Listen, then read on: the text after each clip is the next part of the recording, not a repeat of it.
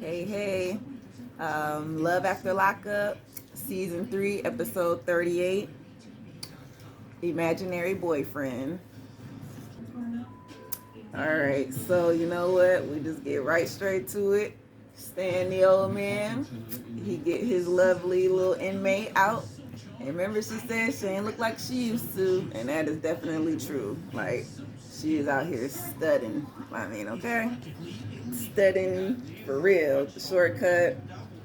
Um, but hey, he seems to not even care at this moment. He just hugging her and kissing her and everything, talking about he can't wait to get it in, basically. You know what I'm saying? They already have been together, so she already said, "Oh, he's a feisty one," and he, you know what I'm saying? Yep, he definitely keep up or whatnot. So you know what? Good for that for him because he is a little old. But Jesus, she does. She look real mannish. But it's all right. She got her some wigs right in the back, so we'll see. The one she actually put one on in the confessional. That big old headband is actually really terrible, but it looks better than nothing. So I don't know if Stan bought that wig or not. She might have bought that one herself.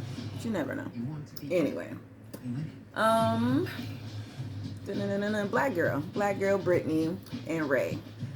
So Mr. Ray, he was getting out the van, but then he went back into the van, and they was trying to figure things out.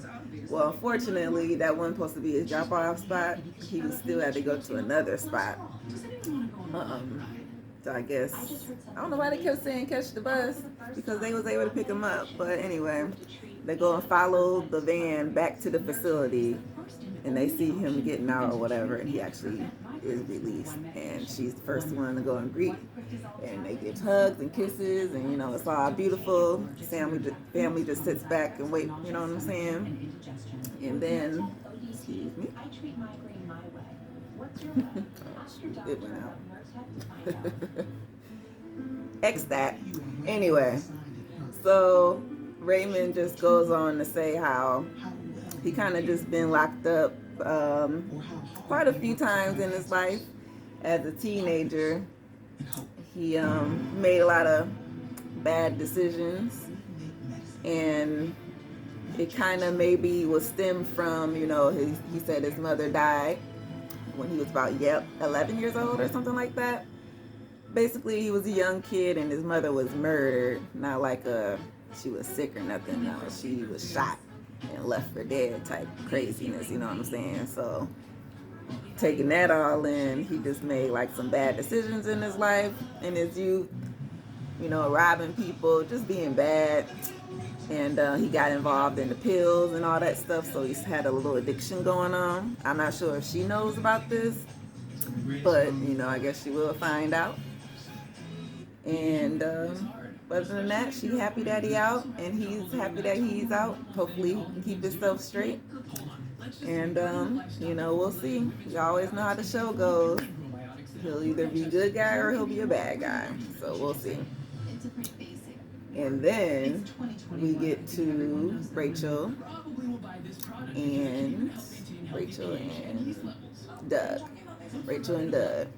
So, they all happy and everything that they get out. And of course, the first thing they want to do is have sex. That's kind of what everybody want to do at this moment. Everybody just trying to do it. I think everybody just, if we get to the next person, that's what they want to do too. This is just the sex episode. But hey, it's all right. They finally get there. They get to the hotel because remember he got to go back at like 5 o'clock to the little halfway house. So they got to hurry up and do what they got to do, and they excited. The cameraman just all right there, all up in until they say you got to leave. But that was just the way we starting off. So we'll see where we go. We didn't get to the mess just yet. Okay, so we get like this new lady, and her name is Anissa. I think it's Anissa or Anessa, but I don't think it's Anissa. But anyway, her inmate name is Jeffrey. Now, Jeffrey, they've been talking on and off for a while now. I think almost 10 years or so. Um, he been locked up, and she said that you know,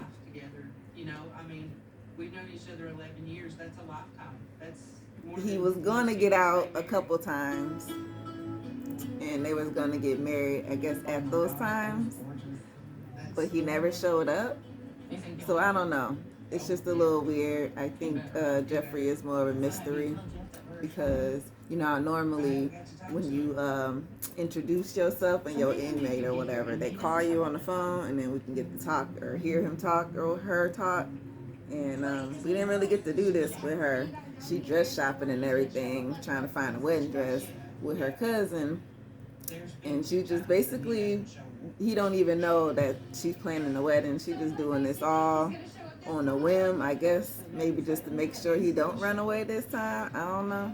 But that's kind of interesting. So I guess, like her cousin say, is he real or is he not real? Because she kind of invested a lot of time and money, because you know they do be sending money to these people, and it is unfortunate that I don't know. We'll see. We just got to see what goes on with her story, but very, very interesting.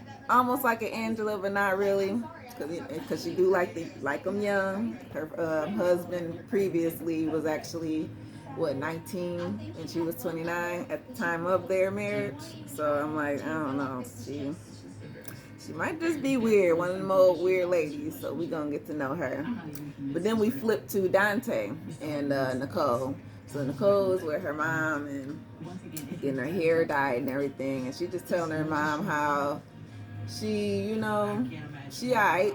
She kind of not, like, she don't know if she feeling Dante like that, or Deontay. I'm just gonna call him Dante. I know I've been saying it wrong the whole time, but whatever. Been saying Dante this whole time, so I might as well just keep it going. But you know, so yeah, just saying how, you know, she like him and all, but she just not really sure like that, I guess, because she's still talking to some other folks, mainly one of her exes. So I guess she's just gonna try to tag team them both at this point. And here he come knocking on the door with his little goofy self. You just be looking like lost in the sauce sometimes. Yeah, you do. But you know what? It's all right. He just he'll figure it out in the end, I'm sure, right?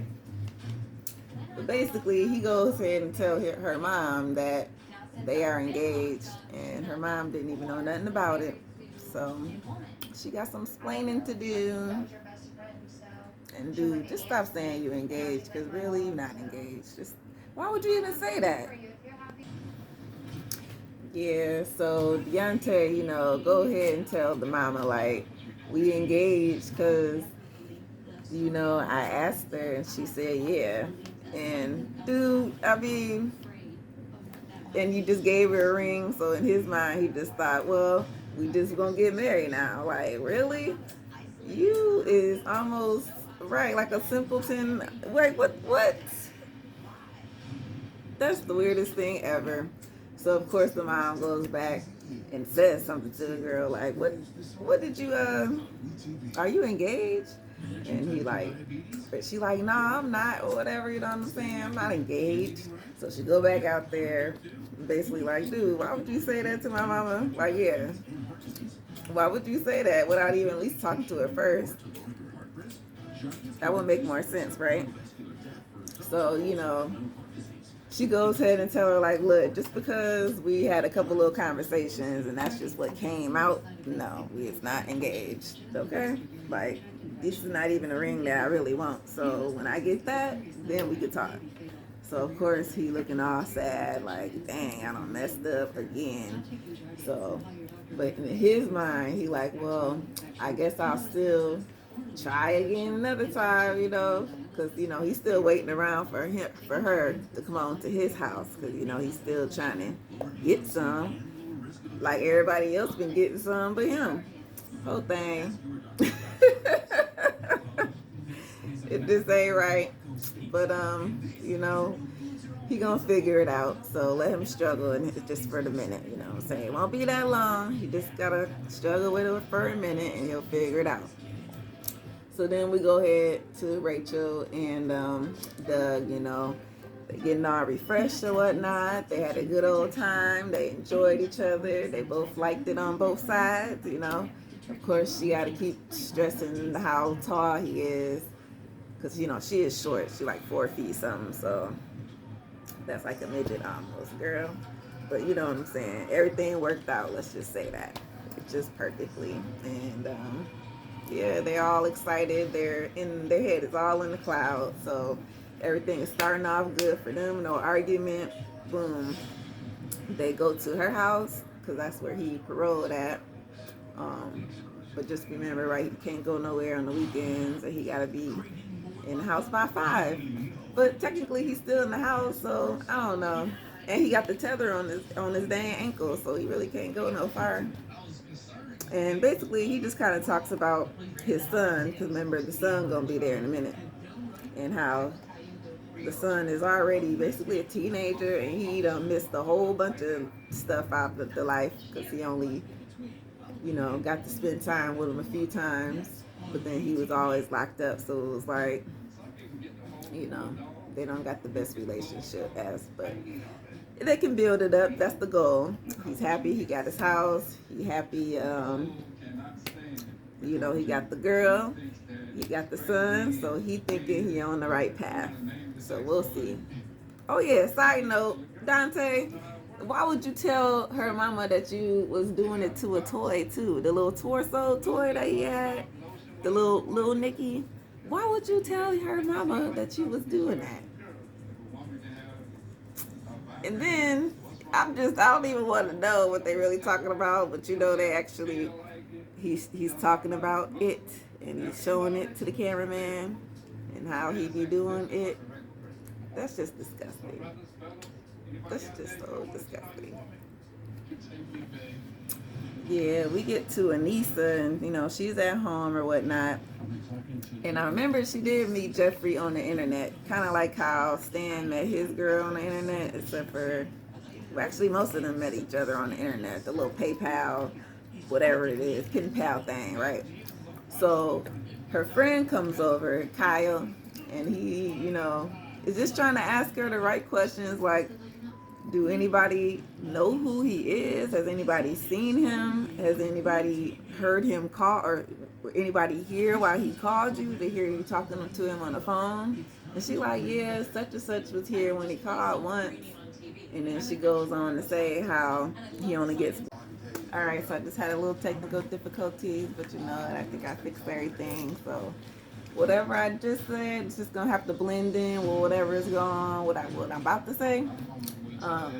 Which was Anissa and her friend Stan, cause remember, at the house, and Stan was just saying how basically her being married to this dude is really crazy because she ended up bringing her wedding dress out. Like, ooh, I want to show you something. And he like, what? A wedding dress for a person that we ain't nobody ever seen? Like, he don't even believe that the person exists. So it's like, he is not happy at all with her. Like, he like, girl, you done lost your mind. So that's kind of where his head is at. Yeah, girl, you done lost your mind. So, then let me see who we put that to. Brittany and Deontay, or not Deontay, Brittany and Ray. So they have to drop Ray off at the halfway house, which I don't know why. I thought he was going to her house, but maybe after he's done with that, then he'll go to her house. But basically, he's a little emotional or whatnot. Just through, you know, all his trials and tribulations that he had to go through in life. But, you know, he finally free, so he kind of gets a little bit of fresh air, even though he in a halfway house, so he like halfway free, you know what I'm saying? And of course, Brittany is excited. They don't get to spend no quality time together like everybody else do, unfortunately. The parents and the mama is there, so, I mean, they get the hug and kiss or whatnot, but that was, you know, that was it. And hey, grandma got the last hug anyway in the end, so, you know, Brittany, I mean, she better know where she's standing, because grandma ain't playing. And she just thinking about the future. Her head all in the clouds. Like, girl, you know. But I guess they start off good. We'll see. All right. So last but not least is Stan the old man, and you know they're on their way home, I guess. And you know, she puts on one of the wigs, that one lightish. It was like the real light brown blonde, and almost looks a little grayish. It's long, you know. And hey, it don't even look that good, but hey, with the hat on, it was all right. And she put it in the ponytail. But ooh no, girl. But they go on to talk about how much fun they gonna have in the bedroom, of course, because they just ready to just jump in there just so fast. And you know what I'm saying? Well, they already done it. And she done told us he got a little dungeon down in the basement with just like a straitjacket looking type thing. It almost looked like a Edward Scissorhands type of thing. I don't know who was getting in it, if it was her or him. She ain't specified. But she just goes on to say how, you know, he lets her do what she wants. So I guess we'll take that, you know, with our imagination, and we can run with that. And, you know, she goes ahead to talk about all her husbands. So remember, it's not just the 2 husbands that she married to. She used to be married to a 3rd, which was her actual first husband. And I think the reason they really only divorced is because he OD'd, and that's, you know, very unfortunate. But the other 2, you know, she said they weren't the best men to her, a little abusive, whatnot.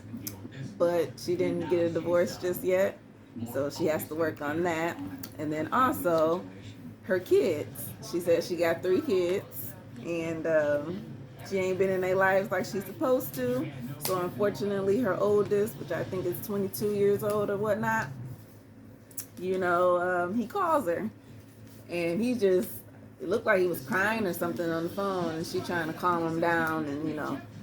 And she says, yeah, he thinks nobody cares about him. He's alone in this world. So now she's stressing about that.